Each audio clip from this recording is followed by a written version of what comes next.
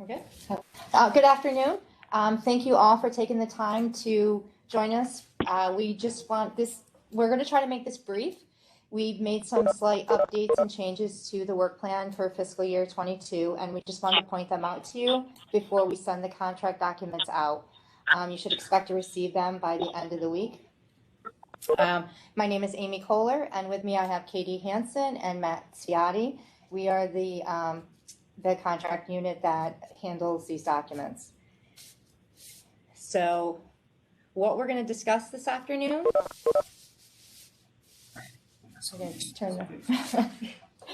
is we're going to review some CSBG reminders. We are going to go over the work plan changes and updates. To save time, we're only going to review the newest changes and updates to the work plan. We will identify the possible cut and paste issues that might crop up if utilizing last year's work plan. And we are going to note where eligible entities with multiple county designations can enter county-specific information. We are going to go over some common work plan errors. We're going to go over some issues that can hold up the contract approval. And we've also provided you with some helpful resources. And then at the end, if there are any questions, please feel free to ask. So for reminders, we just want to remind everyone the CSBG income eligibility may be changing. Legislation included in the 2020 CSBG CARES Act to increase the CSBG income eligibility from 125 to 200% is slated to end on September 30th. Effective October 1st, the eligibility will revert back to 125, and this is for both the regular CSBG contract and the CARES contract. But we did receive notification yesterday. NASCAP provided the legislative update that the House Appropriations Subcommittee released their marked up appropriations bill for fiscal year 22. In this bill, they are hoping to increase the eligibility to 200% for the entire fiscal year 22. But this is a big reminder that this eligibility increase must pass the full funding bill, a temporary funding resolution, or a reauthorization bill before September 30th deadline to avoid any interruption to the 200%. So we just want to encourage all of you to be prepared to go back to the 125% if this isn't settled by the close of business on September 30th. Just keep that in your mind for both contracts. Another reminder is to be sure to maintain separate and accurate and complete customer and program records for the CSBG CARES Supplemental Funds contract. And a reminder that this contract ends on September 30th of 22. There will be no extensions. Or if you fully expend your contract before that, then you'll end then. And please note that anytime you need an amendment, you can request one. So the changes and the updates that we've made to attachment C for this fiscal year are on C1B, the program and services to address demonstrated community needs, C2A, work plan and program progress report, capacity building, C2B, work plan and program progress report, agency partners, C2C, work plan and program progress report, work plan and PPR, C4A, community partnerships, and C4B, the community initiative status form. On C1B, program services to address the demonstrated needs, you'll notice that the title has been updated to programs and services to address the demonstrated community needs. We've added a section for you to identify the county that you'll be serving, addressing these community needs. And underneath, if it's applicable to anyone, you'll be asked to list the name of the county under the sub community served. On C2A, work plan and progress report for agency capacity building, this year we're asking everyone to please start numbering your contract here. We've never really given any clear guidance how to number the attachment C, and to try to minimize some of the errors we encounter when printing out these pages. Sometimes we miss if they're numbered wrong. We're just asking everyone to please start at C2A when you number your contract.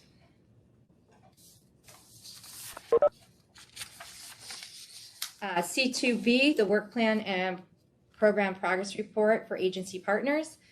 There's 3 things that need to be completed on this page. We're going to ask you to add the page number. You're going to check the work plan or amendment box as appropriate, and add information under methods of measurement and verification on this tab on how outcome progress can be verified. I believe this is something that we really haven't enforced in the past, and moving forward, we would really like this filled in. So, and we just want to make a note, the number of partners listed on the C4A is auto-calculated for each type of partner on this tab page. And we want to caution you, do not copy and paste from the previous versions in all boxes, because it's going to void the calculation.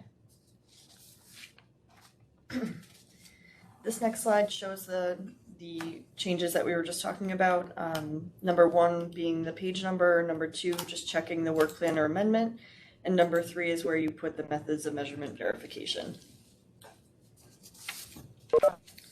C2C, the work plan and program progress report, work plan and PPR. The changes just include the total number of pages, and then the location where you can list the name of the county. You want to separate the work plan pages are required for different designated counties and areas.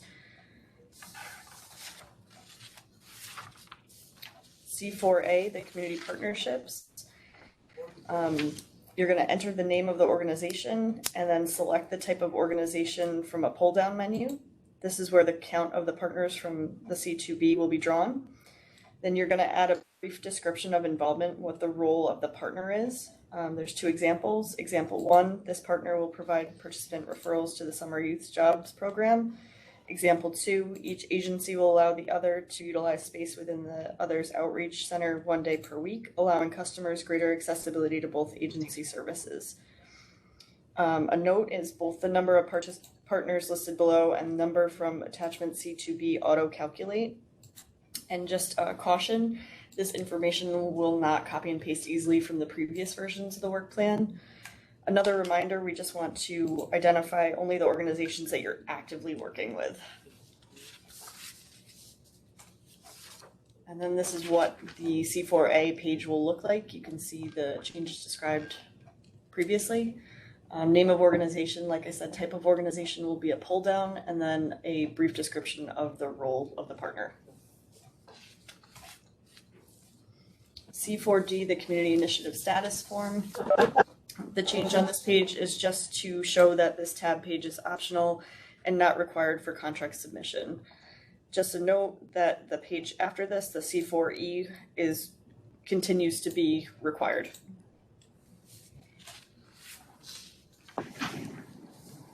Now we have the top 10 errors in reviewing the CSBG work plan. Number 1, pages.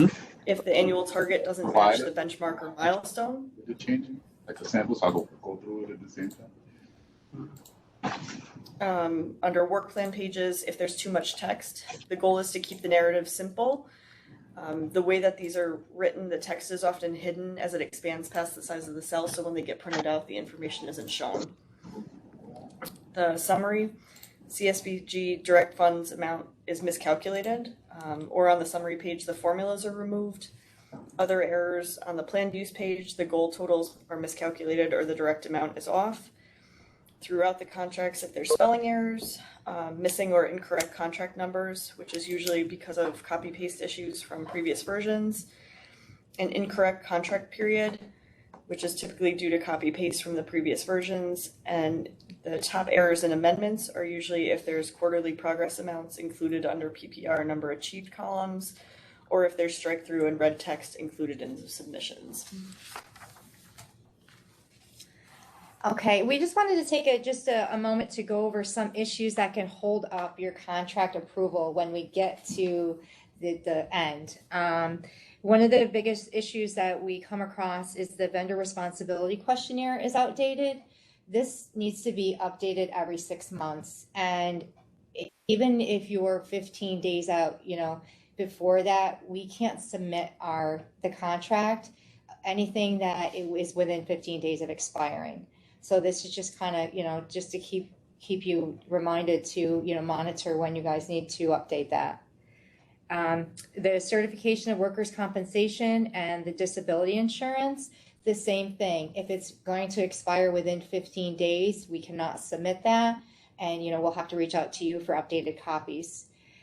The other issue we run into that is, we understand that you have to submit this for other contracts. We just need to know that, or we need to be sure that we are listed as the entity requesting proof. Charities registration, if it's not current, it's another reason that your contract will be held up.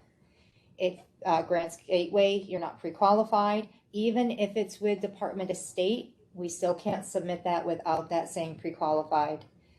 And one of the other issues we run across is the master signature page. If the signature dates are different for your agency representative and the notary, we can't submit that unless they are the same. And the standard voucher, if that's not submitted, they won't accept your contract without that either. And lastly, we've just given you some helpful resources. I know that there's been some questions about the NPIs and the new other codes. So the first one here is NASCAP's annual report webpage. This link will take you to the information where you can find the most up-to-date NPI codes. And they keep them up to date, so we would like you to use that link moving forward. If anyone has any questions on Grants Gateway and pre-qualification, the link attached here will bring you to a webinar that is presented twice a week, and it gives you instructions on how to register. We have the VenRep system. That link will take you to the welcome package that will walk you through how to enroll in the VenRep system and update your questionnaire. And lastly is the Charities Bureau. If you have any questions on updating your filing, that link will help you answer those questions. And then there was just one other thing that we didn't put in the beginning.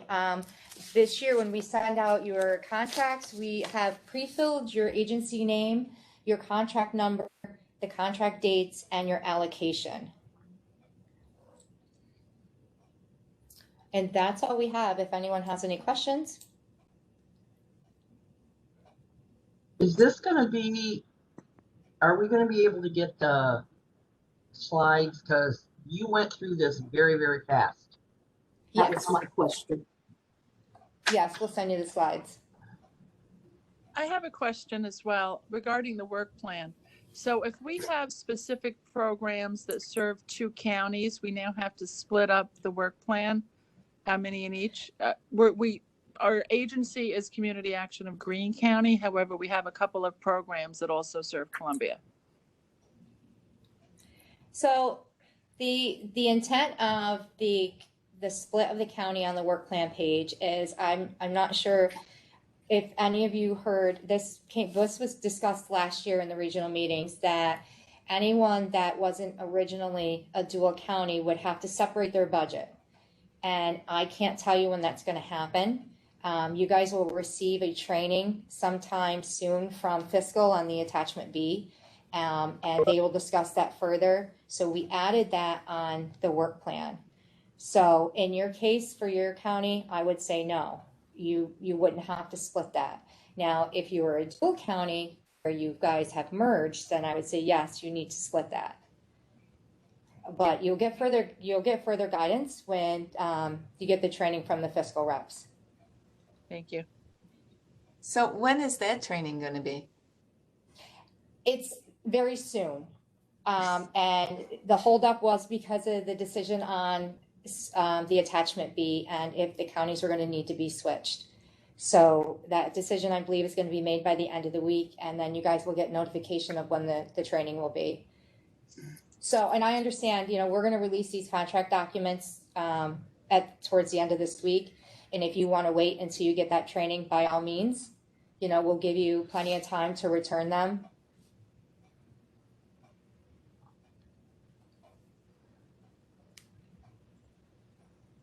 Do you have a return date for the documents? Because we usually have to have ours in by July 30th.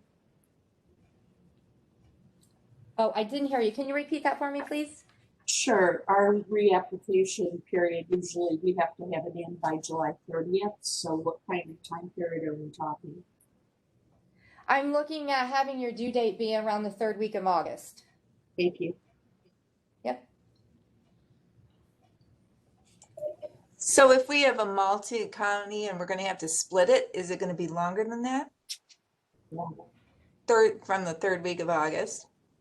If you have to, if they do make that decision to split, then absolutely, we will extend your due date, because this is going to be, a Yeah, different that's process huge. for you than you're used to. And that's understandable. So no, we won't keep you to the same time frame. Okay, thank you. Yep.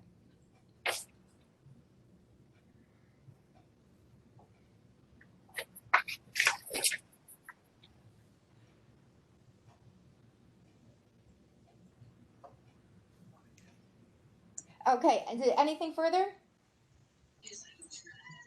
Amy, this is Noreen. I just want a clarification. You're saying for each county we need a work plan?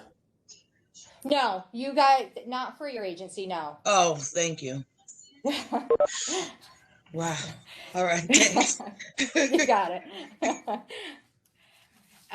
Okay, so we will post, oh, I'm sorry, go ahead. Yeah, I'm still unsure. I know sometimes we're in Chautauqua County, but sometimes we do some things in Cat County or Cattaraugus County. So I'm not really understanding when we have to split and write a separate work plan. So anybody that's going to be affected by the split, you're going to be reached out to by your fiscal rep. If you don't hear from your fiscal rep and you go through the Attachment B training with fiscal and they talk about splitting the counties, then you don't have to do that. You will continue to fill out your work plan like you normally do. If you would like to split the counties, that's completely up to you to identify, those certain separate counties that you may be working in, then you can. But we're not telling you have to. Okay, thank you. Yep.